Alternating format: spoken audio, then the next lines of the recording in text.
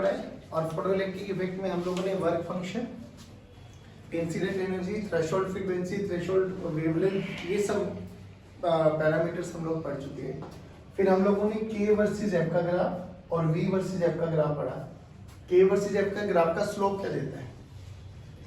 H. और V versus F का graph H bye ई, ये ध्यान रखना बस। अब हम लोगों की बात सुन, देखो अभी भी अल्टीमेटली लड़ाई तो वही थी कि लाइट के पास है क्या, डुअल नेचर, मतलब पार्टिकल नेचर है या लाइट वेव नेचर है।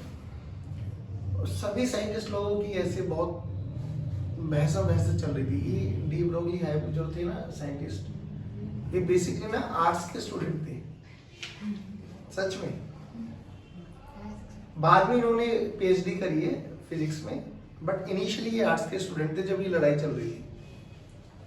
तो इन्होंने देखा भाई ये तो मान नहीं रहे लोग बात, तो इन्होंने ना बड़ा सिंपल सा फंडा दिया कि नेचर लव सिमेट्री।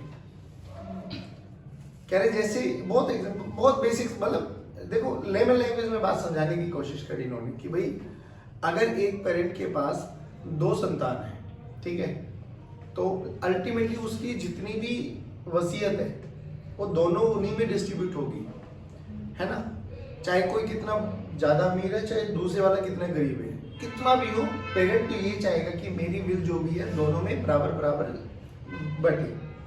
तो इन्होंने ये बोला कि नेचर भी ऐसे करता है, नेचर भी सिमेट्री से प्यार करता है। बस सिंपल यही लो है उनकी, और इसी पे उनको नोबेल प्राइज भी मिला, नेचर लव सिमेट्री। अब तुम भी बोल दो नेचर लव सिमेट्री, कि जो अधिकार नेचर ने मैटर को दिए है ना, हम क्या पढ़ रहे, dual nature of matter and radiation, कि जो अधिकार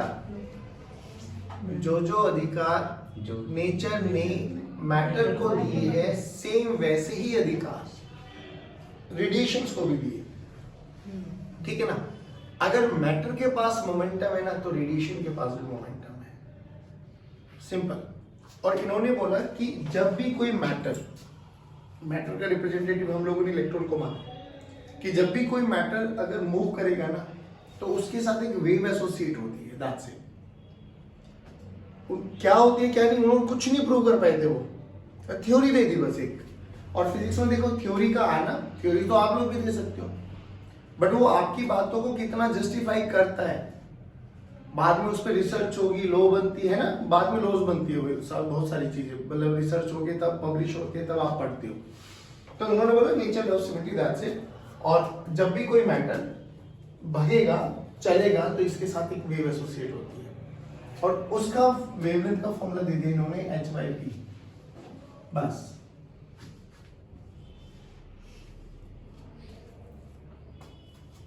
lambda this is equals to h/p, खत्म। हाँ इसी का देख लो, ठीक है। p की वैल्यू बोलो m into v। What is relation between kinetic energy and momentum? बोलो, बोल गए? काइनेटिक एनर्जी का फॉर्मूला बोलो, हाफ mv²। मास से मल्टीप्लाई करो, मास से डिवाइड करो, m² v² p² बच गया, तो 2km this is equals to p²। तो p की वैल्यू क्या होगी? √2k। नहीं आया बच्चों? अगर तुम्हें थोड़ा बहुत याद है KTG, kinetic theory of gases, तो हम लोगों ने पढ़ी थी law of equipartition of energy. Law of equipartition of energy क्या कहती थी कि हर एक डिग्री ऑफ फ्रीडम के पास जो एनर्जी होती है वो 1/2 kT की इतनी एनर्जी एसोसिएट होती है। याद है थोड़ा बहुत? कोई law of equipartition of energy, थोड़ा बहुत नाम तो याद होगा, नहीं याद? चल मैं याद कराता हूँ ना। आप बोलो, क्या बोला मैंने? इक्वी का मतलब इक्वल पार्टिसिपेट, मतलब इक्वल पार्टिसिपेट कर दिया उन्होंने, डिस्ट्रीब्यूट कर दिया किसको? एनर्जी को। इंटरनल एनर्जी हर एक डिग्री ऑफ फ्रीडम के पास बराबर बराबर मात्रा में जाएगी। अगर 3 डिग्री ऑफ फ्रीडम है तो जो उसकी एनर्जी है वो 3 हिस्सों में बराबर बराबर बढ़ जाएगी, और हर एक हिस्से के बाद जो एनर्जी जाएगी वो 1/2 kT जाएगी, where k is Boltzmann constant and t is temperature. अच्छा, बोल्ट्जमैन कांस्टेंट का फॉर्मूला बोलो R और N की टर्म्स में। नो अच्छा ये भी नहीं पता, कोई नहीं, लीव इट। तो काइनेटिक एनर्जी का फॉर्मूला ये होता है वैसे F/2 nRT। ऐसे मत देखो भैया, F/2 ये होता है, ठीक है ना। This is number of moles, F stands for degree of freedom, R universal gas constant, T temperature. होता है, याद कर ले, अगर नहीं याद है तो कोई दिक्कत नहीं। अब इधर देखो, अगर मैं यहाँ से Na से मल्टीप्लाई कर दूं, Na से डिवाइड कर दूं, तो N into Na एक टोटल नंबर ऑफ मॉलिक्यूल्स बन जाते हैं। क्या बन जाते हैं? Total number of molecules. तो kinetic energy for n molecules कितना हो गया? काइनेटिक एनर्जी, मैं पूरा लिख देता हूं, kinetic energy for n molecules कितना हो जाएगा बच्चों? K this is equals to F/2 into capital N into R into T by N। This R/N is known as your Boltzmann constant। क्या बोला जाता है बच्चों? क्या बोला जाता है? सारे बोलो। तो K this is equals to F/2 into capital N into K into T। ये है kinetic energy for n molecules. एक मॉलिक्यूल के लिए बोलो, K this is equals to F/2 into KT। नहीं है? Where F is your degree of freedom। Mono, dia and tria. Mono के लिए डिग्री ऑफ फ्रीडम होती है 3, डाया के लिए 5, ट्राया के लिए 6। कुछ नहीं आता? बहुत बढ़िया। ऐसा लग रहा है कि पहले कभी पढ़ा है? ऐसा भी नहीं लग रहा? बहुत बढ़िया, कोई नहीं, आ जाओ, मैं बता रहा हूँ ना, आ जाओ। Mono, dia. अच्छा डिग्री ऑफ फ्रीडम जानते हो वैसे क्या होता है? मैं बता रहा हूँ। मैं एक यहाँ पे रस्सी बांध दूँ और हर्ष को बोलूँ इस रस्सी पे चल, तो हर्ष की डिग्री ऑफ फ्रीडम एक ही डायरेक्शन में तो चलेगा भी नहीं है। यहाँ एक चीटा लूं और फ्लोर पे छोड़ दूं, फ्लोर पे मान लो वो ऊपर ना चढ़ सके, ऐसा वो फ्लोर पे ही घूम रहा है, डिग्री ऑफ फ्रीडम 2। मक्खी लोग उठा दो, अरे इधर भी जा सकता है, एक्स में भी जा सकता है, वाई में भी जा सकता है। मक्खी, पक्षी, कबूतर, मैंने बोला ना कब नहीं चढ़ सकता ऊपर, चढ़ाओगे जरूर। चढ़ा दो तो 3। अरे बोल भाई, अरे वाह, तू तो 5 भी कर सकता है ना। मोनोटॉमिक, डायाटॉमिक, ट्रायाटॉमिक। मोनोटॉमिक के लिए डिग्री ऑफ फ्रीडम होती है 3। और तो ये तो बहुत वर्सेटाइल फॉर्मूला पढ़ा है, 3/2 KT। चलो नहीं पढ़ा तो वो भी सुन लो। K this is equals to 3 dia mono के लिए 3 degree of freedom by 2 into KT। इसके ने इसके को मार दिया, नहीं मारा। ये के काइनेटिक एनर्जी और ये के बोल्ट्जमैन कांस्टेंट है। तो तुम ऐसे लिख लो, तुम मार ही दोगे इसको। ऐसे घूमेगा, इसने इसको हमारा यहाँ कुछ नहीं बचा। A equals to 3/2 T, T की वैल्यू 2/3। क्या है ऐसा हमें भी नहीं पता, बट आ गया। तो काइनेटिक एनर्जी का फॉर्मूला ये है। अच्छा काइनेटिक एनर्जी का फॉर्मूला क्या लिख सकते हैं हम लोग? 1/2 m into v square, m into v square। बहुत बढ़िया। चलो यहाँ से देखो, 2 ने 2 को मारा तो m मतलब मास की वैल्यू निकालो यहाँ से अगर जरूरत पड़े तो 3 kb T by v square, या v की वैल्यू जो भी निकालना वो निकाल सकते हैं। अच्छा एक चीज और देखो, m जैसे ये इक्वेशन थी m into v square, इसको इधर ही लेके आओ, m से मल्टीप्लाई करो और m से डिवाइड, दोनों तरफ m से मल्टीप्लाई कर सकता हूँ श्योर। ये क्या बन गया? p। तो p this is equals to 3kBT into m। p square हो गया ना? हाँ तो ठीक है, लो खुश। इस p को उठा के यहाँ पे रख दो। तो लैम्डा का फॉर्मूला देखो, h/√3kBT into m। अब कई बार ना बच्चों डी ब्रोगली, इसको बोलते हैं डी ब्रोगली वेवलेंथ। अब हाइपोथेसिस है, बस उन्होंने बोल दिया और फिर हम आगे कैलकुलेट करते चले गए कि अच्छा ये होगा ये होगा। ये कई बार ही पूछे जाते हैं टेम्परेचर के लिए कि आपके पास टेम्परेचर था पहले मान लो 27 डिग्री सेल्सियस। ध्यान रखना ये टेम्परेचर इन केल्विन है, तो डिग्री को केल्विन में कन्वर्ट करना आता है। 273 हम ऐड कर देंगे, परफेक्ट। तो पहले 27 डिग्री था, फिर हमने 30 डिग्री कर दिया या 25 डिग्री कर दिया। तो ध्यान रखना कि जैसे जैसे टेम्परेचर चेंज होता चला जाएगा वेवलेंथ भी वैसे वैसे चेंज होती चली जाती है। यानी अगर हम इलेक्ट्रॉन्स के बारे में बात करें तो देखो 3 कांस्टेंट है, K कांस्टेंट है। K किसका रेशियो है बच्चों? R/Na। R/Na। तो जायज बात है किसी भी एक पर्टिकुलर अगर हम बात करें किसी भी गैस के लिए, अगर हम बात कर रहे हैं मोनोएटॉमिक के लिए, तो उसमें कितने नंबर ऑफ मॉलिक्यूल्स होंगे? अगर इलेक्ट्रॉन नंबर कांस्टेंट होता है, अरे बोल भाई, Na भी कांस्टेंट होता है, R भी कांस्टेंट होता है, तो अल्टीमेटली ये वाला फैक्टर भी कांस्टेंट है। तो किसी भी टेम्परेचर पे H चेंज नहीं होने वाला, 3 चेंज नहीं होने वाला, K चेंज नहीं होने वाला, M चेंज नहीं होने वाला। तो lambda is inversely proportional to temperature √3। बहुत सारे क्वेश्चंस पूछे जाते हैं कि टेम्परेचर का रेशियो ये कर दिया, टेम्परेचर बढ़ा के ये कर दिया, बताओ वेवलेंथ की रेशियोज क्या है? क्या नहीं कैलकुलेट कर सकते हम लोग? सभी बच्चे बोले बाकी बात है श्योर। अब सुनो, अब हम जो कि जनरली इलेक्ट्रॉन्स के बारे में पढ़ेंगे, तो but it is not necessary two electrons के लिए। जो ये डी ब्रोगली वेवलेंथ है ये सभी के लिए एसोसिएट होती है आपके लिए, इलेक्ट्रॉन, प्रोटॉन, न्यूट्रॉन, मतलब अल्फा पार्टिकल सबके लिए। तो अब यहाँ पर ना थोड़ा थोड़ा और वेरिएशन करते हैं फॉर्मूले में। देखो ध्यान से, काइनेटिक एनर्जी का फॉर्मूला ये आया था, हमने पी की वैल्यू को उठा के ये रख दिया। तो एक तो √T की टर्म्स में आ गया, एक लैम्डा का फॉर्मूला देखो क्या है बच्चों, H/√2km, where K is kinetic energy. ध्यान रखना इसको Ke लिख दूं भाई। Ke क्या बच्चों? M क्या है? Mass of electron. M क्या है? Mass of electron. H क्या है? Planck constant. Okay done. Lambda का फॉर्मूला एक और आता है बच्चों, काइनेटिक एनर्जी को हम पोटेंशियल एनर्जी भी लिख सकते हैं। क्या लिख सकते हैं? सभी बच्चे बोलो ना बच्चों। तो Q into V, तो √2 into Q into V into L। अब देखो, अगर हम बात करें इलेक्ट्रॉन्स के लिए, कैलकुलेटर निकाल के तैयार बैठो। अगर हम बात करें इलेक्ट्रॉन्स के लिए तो H की वैल्यू बोलो 6.626 into 10 की पावर -34 डिवाइडेड बाय, बच्चों फॉर इलेक्ट्रॉन बात कर रहा हूं मैं, E लिख रहा हूं,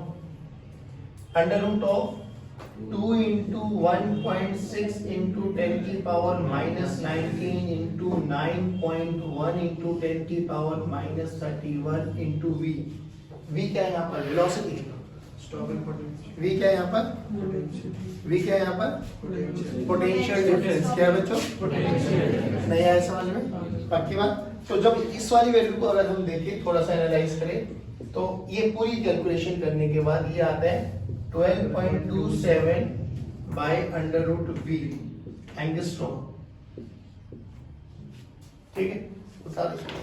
अब हमारे डी ब्रोगली साहब ने ना ये सब चीजें बता दी और इतना कह के वो चल बसे। ऐसा मत बोलो, रिगार्ड करो। फिर आए डेविशन इन जर्मन, जिन्होंने उनके इस हाइपोथेसिस को एक एक्सपेरिमेंट करके प्रूव कराया कि हाँ जो डी ब्रोगली साहब ने माना ना वो सच माना। अब देखो उन्होंने क्या बोला, बेटा इधर देखो, डी ब्रोगली ने क्या माना कि 12.27 √V। बस यार शांत हो जा। 12.27 √V एंगस्ट्रॉम, ये हमारे पास लैम्डा है। ठीक, ध्यान रखना ये 12.27 जब आया जब हम लोगों ने mass of electron, mass of proton का यूज किया है, मास ऑफ इलेक्ट्रॉन और mass of charge of electron का यूज किया है।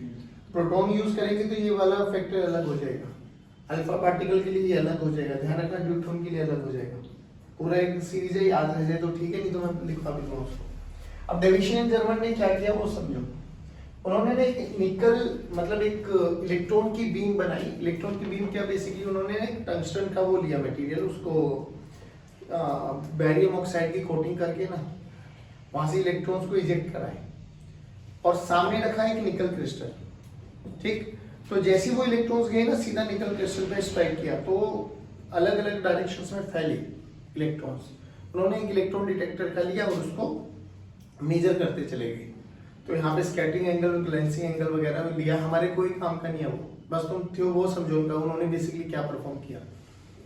और उन्होंने ना फिर उनकी थ्योरी के बेसिस पे एक रेडियल ग्राफ प्लॉट किया, अलग अलग वोल्टेज पर उनको अलग अलग ग्राफ मिले।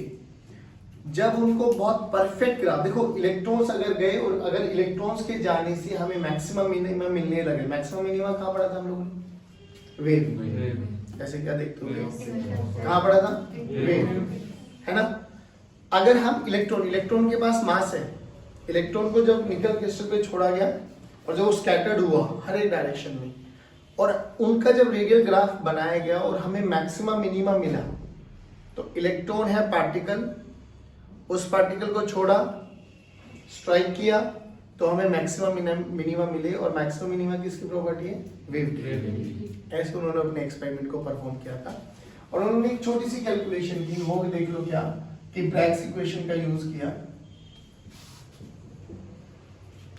कि 2d sin theta this is equals to n lambda,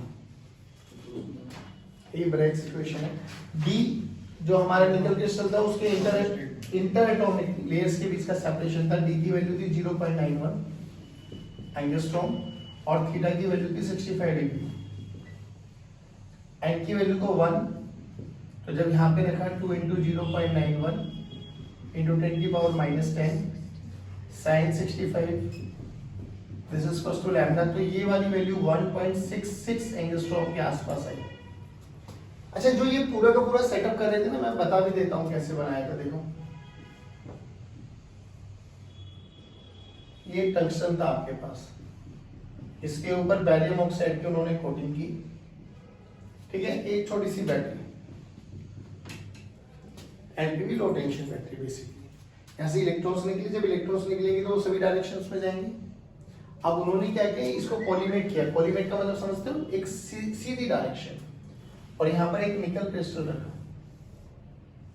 nickel crystal में जो ये सेपरेशन है ना, ये इनके बीच की दूरी है 0.91 एंगस्ट्रॉम, इनके दो के बीच का सेपरेशन। यहाँ पर एक हाई बैटरी रखी उन्होंने,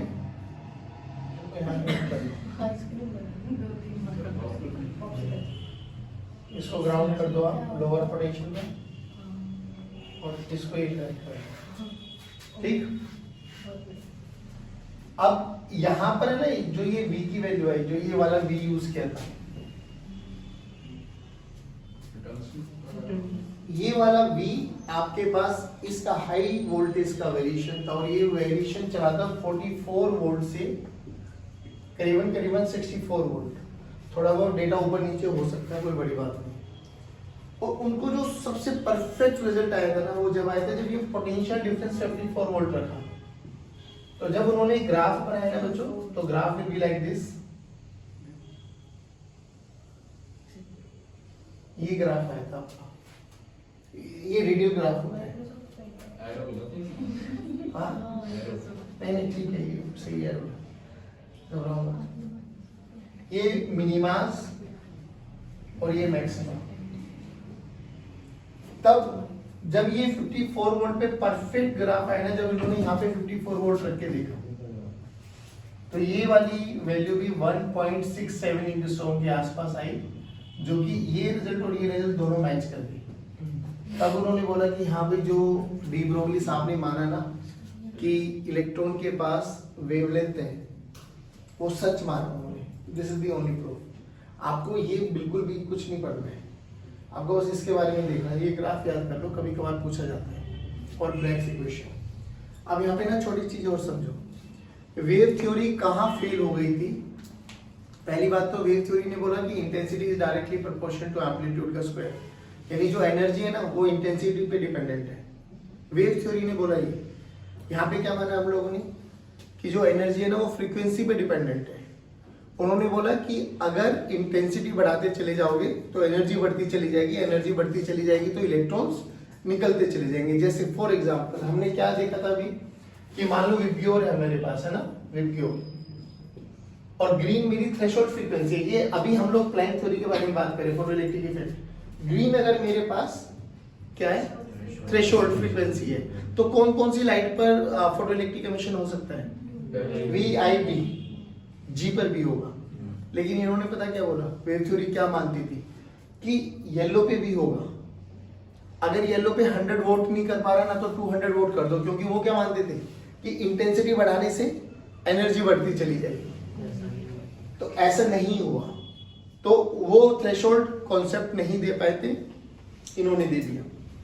दूसरा, इनके अकॉर्डिंग, वेव थ्योरी के अकॉर्डिंग इलेक्ट्रॉन्स के निकलने में डिले हो सकता है। डिले का मतलब, क्योंकि वो तो ये मान के चल रहे थे कि अगर मान लो येलो कलर नहीं निकाल पा रहा 100 वोट का बल्ब, तो 200 कर दो, 200 नहीं कर रहा तो 400 कर दो, इंटेंसिटी बढ़ाते चले जाओ। यानी जो इलेक्ट्रॉन्स का इजेक्शन का प्रोसेस है, एमिशन का प्रोसेस है, ये टाइम ले सकता है। बट आइंस्टीन साहब के एक्सपेरिमेंट में ऐसा नहीं हुआ, या तो वो निकलेगा या वो नहीं निकलता, और इट्स इंस्टेंटेनियस प्रोसेस। मतलब क्या, जैसे मैंने ग्रीन, ब्लू, इंडिगो, वॉयलेट, कितनी भी इंटेंसिटी की लाइट डाली, चाहे मैं 20 वोट की डाल रहा हूँ, चाहे मैं 2000 वोट की डाल रहा हूँ, जैसे ही मैंने उस सरफेस पे डाली, साथ के साथ इलेक्ट्रॉन्स का इजेक्शन होना स्टार्ट हुआ। तो it's instantaneous process according to photon theory. But according to wave theory ये थोड़ा वो टाइम लैग हो सकते हैं। बात समझ में आ गई? This is all about your dual nature. Thank you very much, have a good day, God bless you, जय हिंद, जय भारत।